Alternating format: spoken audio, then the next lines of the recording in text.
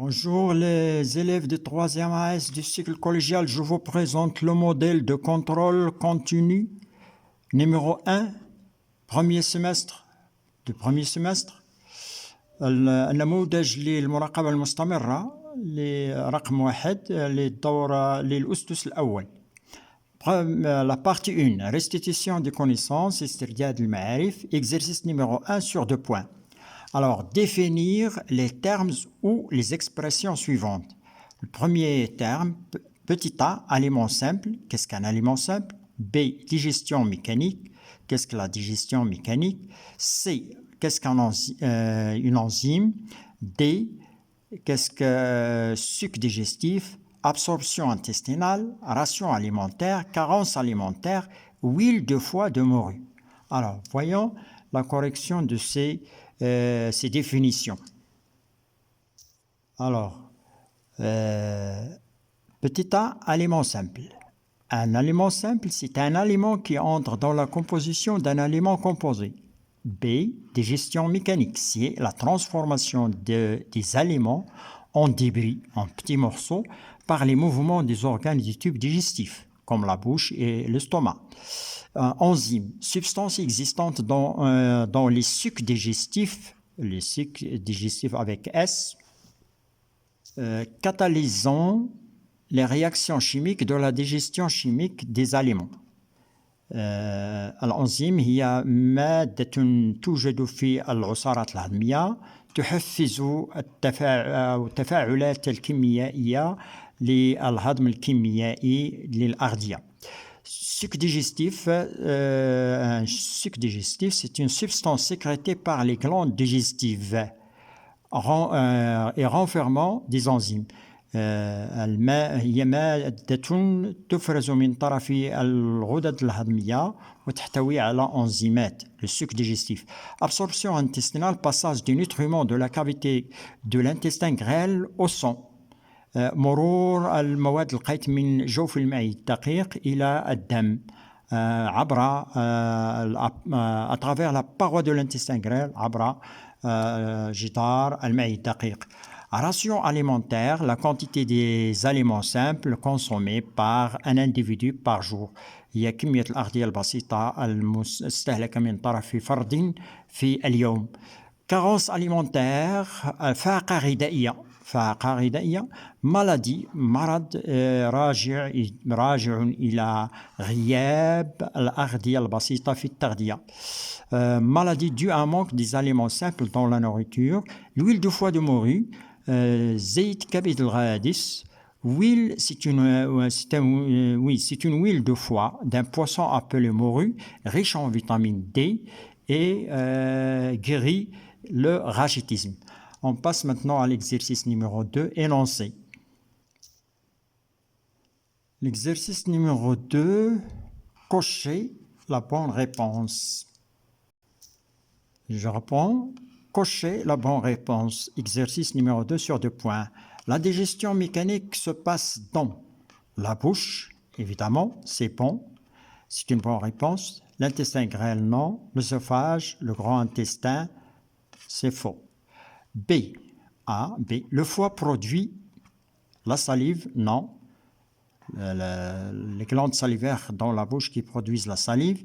Le suc gastrique, non. La bile, le foie produit la bile, cocher la bile. C. Les enzymes digestifs, c'est faux. C. Le passage du nutriment vers le sang s'effectue au niveau. Au niveau de quoi? De l'estomac, du foie, de l'intestin grêle. De l'intestin grêle, cocher de l'intestin grêle. D. Les aliments sont transformés en nutriments au niveau, ici, enlever cette case, A. Du pancréas, non. Du foie, de l'intestin grêle. Ils sont transformés en nutriments au niveau de l'intestin grêle. Et le gros intestin, c'est faux. Donc, vous allez cocher, c'est l'intestin grêle. Passons à la correction. Voilà la correction. Première, la bouche, l'intestin grêle, la bile et l'intestin grêle. Passons maintenant à l'exercice numéro 3, énoncé. Alors, exercice numéro 3 sur 2 points. Pour chacune des affirmations suivantes, répondez par vrai ou faux. لكل مقترح أجب بصحيح أو خطأ. Le beriberi est dû à un manque de la vitamine D. البيريبيري يرجع سببه إلى غياب الفيتامين D. C'est faux.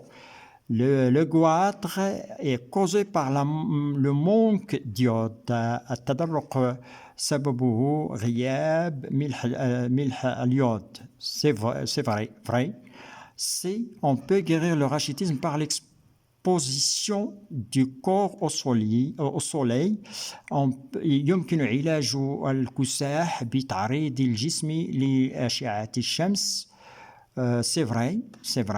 Donc, on peut guérir le rachitisme par l'exposition du corps au soleil, c'est vrai. Les protides sont des aliments protecteurs. Non, les protides, c'est faux. Les protides, ce sont des aliments constructeurs ou bien bâtisseurs. On passe maintenant à l'exercice à la correction de cet exercice, puis on passe à l'exercice numéro 4. Voilà la correction. Première affirmation fausse.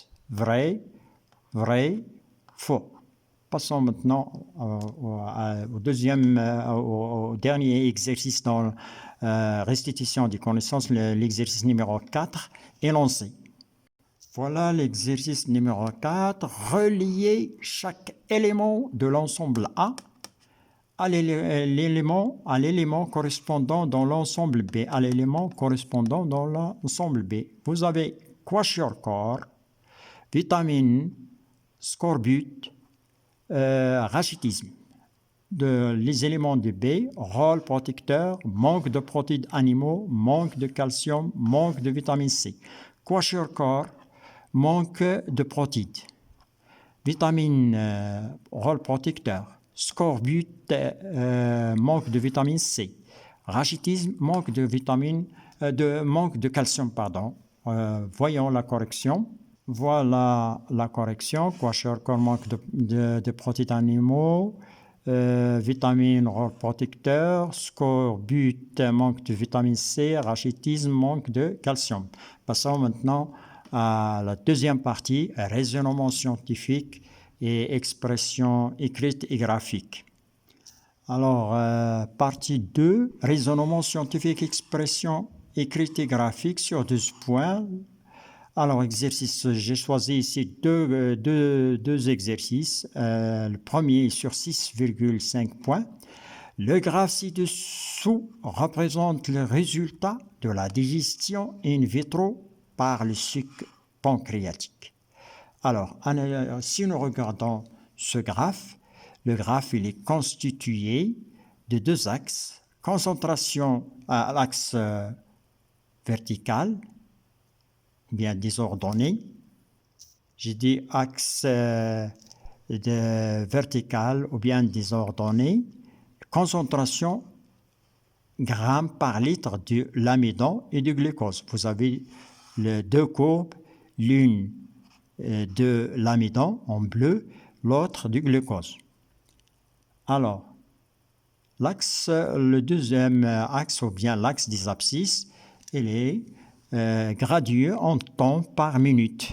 Vous avez 0, 1, 2, 3, 4, 5 minutes. Donc, voilà le graphe. Ce graphe est évidemment le résultat de la digestion. Il représente le résultat de la digestion in vitro par le suc pancréatique. Alors, première question sur ce graphe est la suivante. La voilà, premièrement, donnez un titre au graphe 0,5 points. Donnez un titre. Le titre, vous pouvez dire le graphe de la transformation, de la digestion, ici, de la digestion in vitro de l'amidon.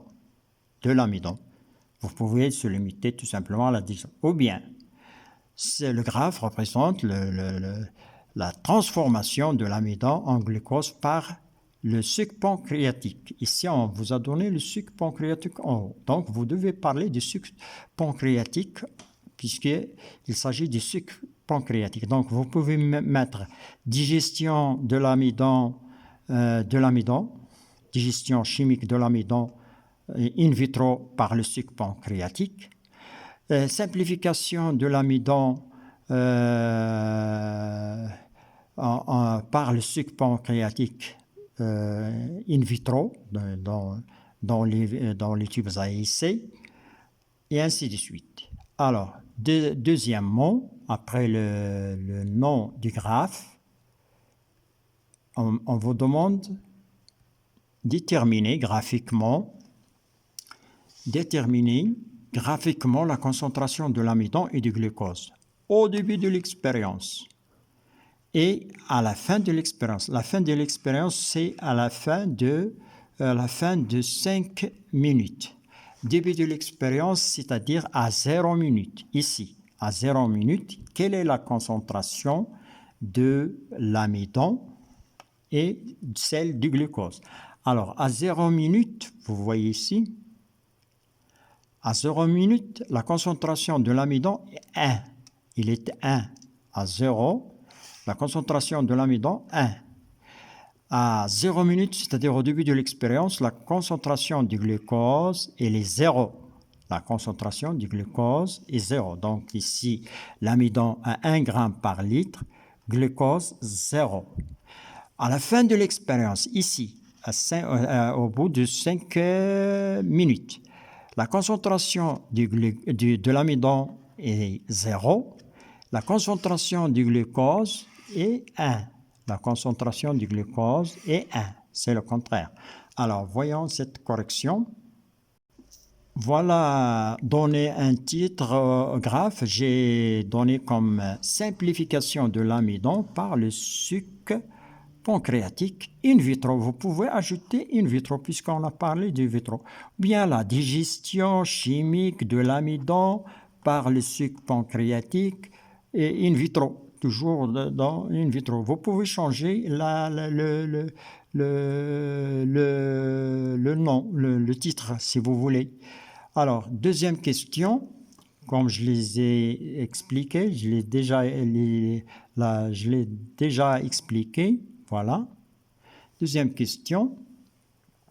Au début de l'expérience, la concentration de l'amidon est égale à 1 gramme par litre. Au début de l'expérience, l'amidon, il est en haut, ici, 1 gramme par litre. Le glucose, 0. Le voilà, au début de l'expérience, 0. À la fin de l'expérience, la concentration de l'amidon, 0, ici. Et le glucose, 1. Le glucose, il est à 1. Donc, troisièmement, on passe à la troisièmement, puisqu'il est devant nous.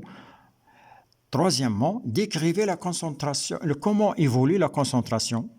Comment évolue la concentration de l'amidon et du glucose pendant l'expérience. Vous allez dire l'amidon diminue, la concentration de l'amidon diminue, la concentration du glucose augmente. La concentration de l'amidon diminue et celle du glucose augmente. Voilà, c'est l'évolution, comment il évolue. Quatrième question, sachant que le glucose et l'amidon appartiennent aux glucides, donnez une explication aux résultats constatés en précisant le contenu du sucre pancréatique. هنا en arabe علما أن الجلوكوز والنشا ينتميان إلى السكريات يعطي تفسيرا للنتائج الملاحظة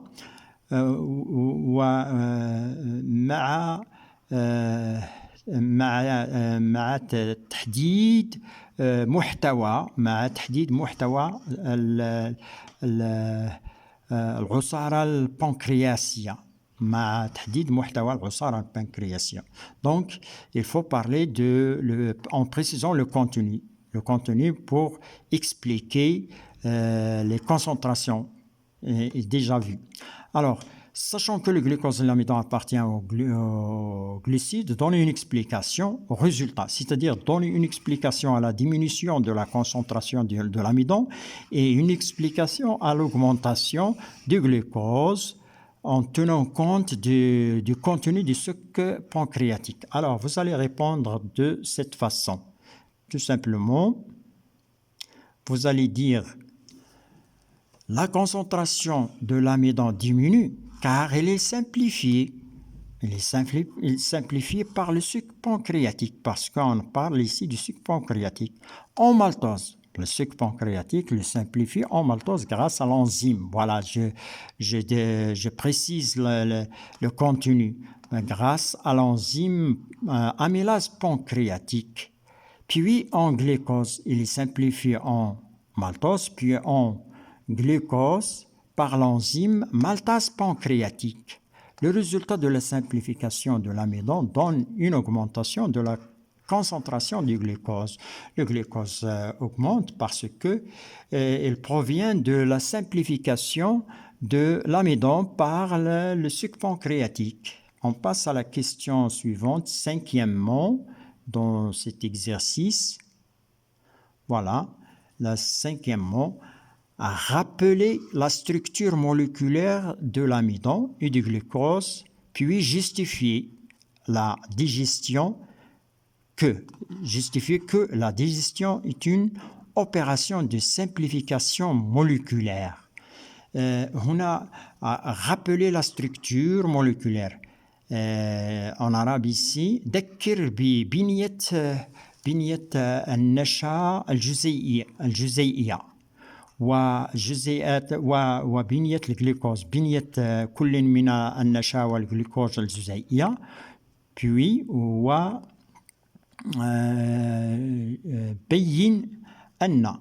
بين أن الهضم هي عملية بين أن الهضم الكيميائي هو عبارة عن عملية اختزال أو تحويل جزيئي أو تحويل جزيئي أو اختزال جزيئي. Alors, ici, la molécule, vous devez parler de rappeler la structure moléculaire de l'amidon. Vous devez rappeler la structure de l'amidon, c'est-à-dire de quoi il est formé l'amidon, et celle du glucose. Alors, vous allez dire la molécule, ici il vous manque un O, la molécule de l'amidon est une grande molécule constituée de plusieurs molécules de glucose reliées entre eux. جزيئات النشا هي جزيئة كبيرة مكونة من عدة جزيئات للجلوكوز مرتبطة فيما بينها. Lors de la digestion chimique, les grandes moléculaires, les grandes molécules. Lors de la digestion chimique, les grandes molécules sont simplifiées en petites molécules, Voilà, donc la digestion chimique par les enzymes, ce n'est qu'une simplification des grandes molécules en petites molécules. Voilà la réponse que vous devez dire dans la réponse de la question numéro 5. On passe maintenant à un deuxième exercice énoncé dans la partie 2, raisonnement scientifique. Alors, exercice 2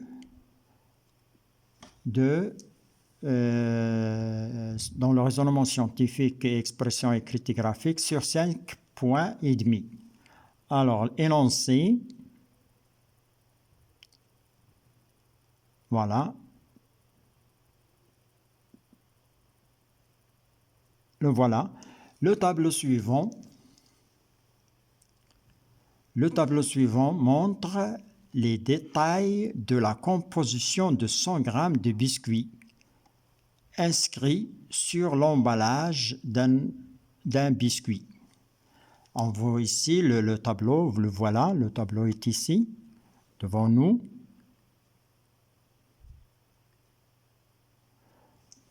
Il vous donne la composition de 100 grammes de biscuits en grammes. Protéines 12. Les protéines sont de deux types, végétales et animales. Donc, animal, vous avez 0. Végétal, 12. Donc, l'ensemble des protéines, 12 grammes. Dans ce 100 grammes de biscuits. Glucides, 66. Dans l'amidon, 63. Et saccharose, 3. Donc, 3 plus 63 ça vous donne 66. Lipides, 5 grammes, 7 grammes. Et fibres végétales, on vous a donné des fibres végétales 8, mais ils n'ont pas de rôle dans... Vous ne devez pas les compter parmi les aliments énergétiques. Les aliments énergétiques, ils sont de 3 types. Les lipides, glucides, protéines. Donc, première question. La première question, calculer ici, c'est ici, en kilojoules la quantité d'énergie apportée par 100 g de biscuits, sachant que 1 g de glucides libère 17 kJ, 1 g de protéines libère 17 kJ, 1 g de lipides libère 38 g 38 kJ d'énergie. Alors, pour calculer la quantité d'énergie apportée par 100 grammes, il faut calculer l'énergie apportée par 12 grammes de protéines, l'énergie apportée par 66 grammes de glucides et l'énergie apportée par 7 grammes de lipides. Et vous faites la somme et vous obtenez la quantité d'énergie obtenue par 100 grammes de biscuits. Voyons la correction. Voilà. L'énergie apportée par les protéines, vous allez multiplier 12 par 17, ça vous donne 204 kJ. L'énergie apportée par les glucides, 66 fois 17, 1122 kJ. L'énergie apportée par les lipides, 7 fois 38, 266 kJ. La somme totale d'énergie apportée, vous additionnez ces trois quantités d'énergie, vous allez trouver, avec votre calculatrice, vous allez trouver 1592 kJ. Passons à la question suivante. Ici, un adolescent a consommé un repas composé de 3 biscuits. Chacun pèse un adolescent a consommé un repas composé de 3 biscuits. Chacun pèse 10 grammes. 3 fois 10. Donc voilà les biscuits qu'il a consommés.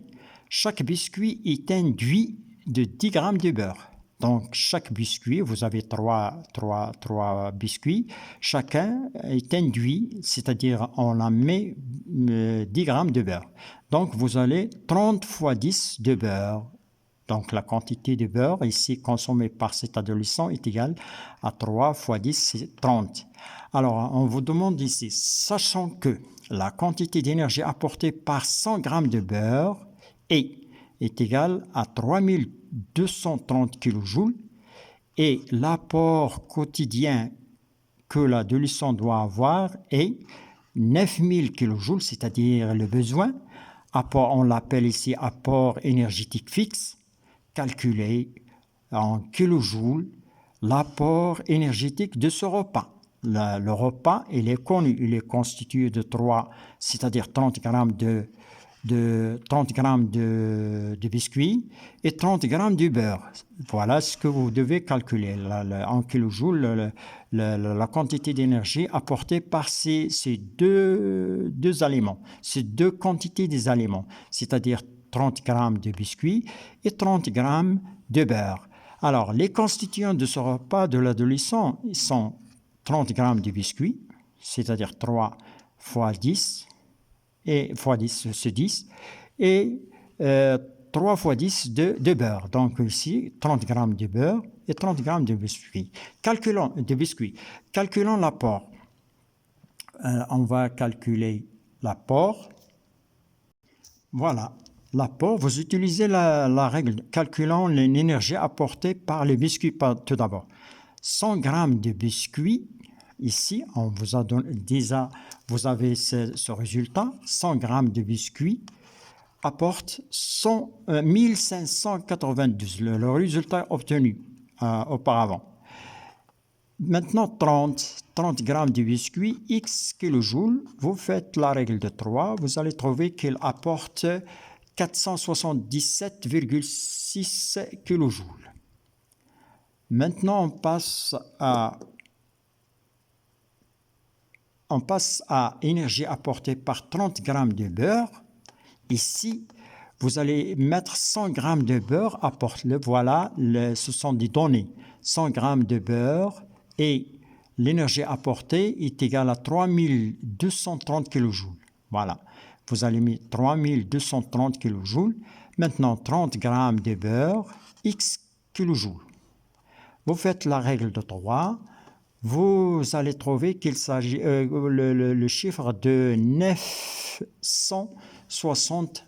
Vous allez trouver 969 kJ. Vous assemblez, vous additionnez, donc l'énergie de ce repas,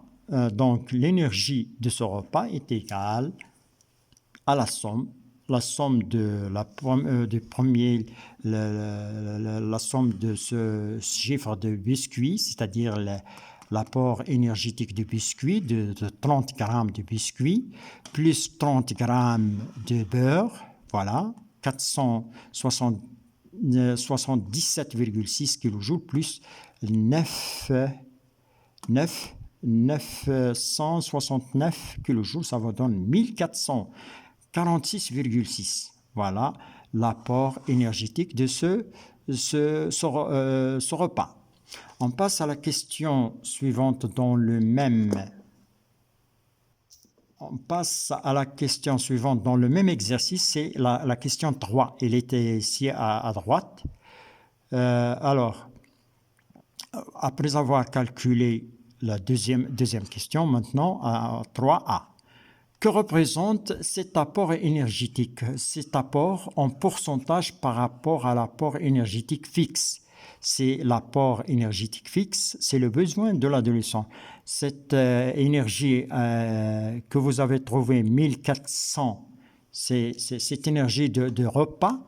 Qu'est-ce qu'elle représente comme pourcentage par rapport à 9000 kJ?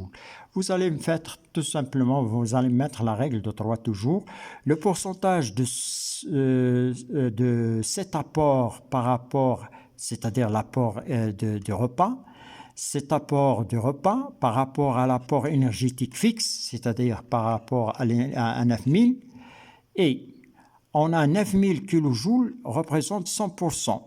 1446,6 kJ représente X. Vous allez trouver qu'il s'agit, et elle représente l'apport énergétique, le pourcentage de l'apport énergétique qui a été trouvé ici représente que 16,07%. Alors, on vous a donné ici B. Normalement, un déjeuner doit apporter 30%. Il doit lui apporter 30% des besoins énergétiques quotidiens. Précisez si ce repas satisfait les besoins de cet adolescent. Justifiez votre réponse. Alors, ce repas ici, puisqu'on a trouvé le pourcentage, il est inférieur à 30. Ici, on vous a donné, normalement, un déjeuner doit apporter 30% des besoins énergétiques. Ici, vous avez trouvé que ce repas ici n'apporte que 16,07% de l'énergie demandée. Ce repas ne satisfait pas les besoins énergétiques de l'adolescent car ce 16,07% est inférieur à 30% qui est normalement. Et merci d'avoir suivi ce contrôle. On se retrouve dans un autre contrôle numéro 2. Et merci.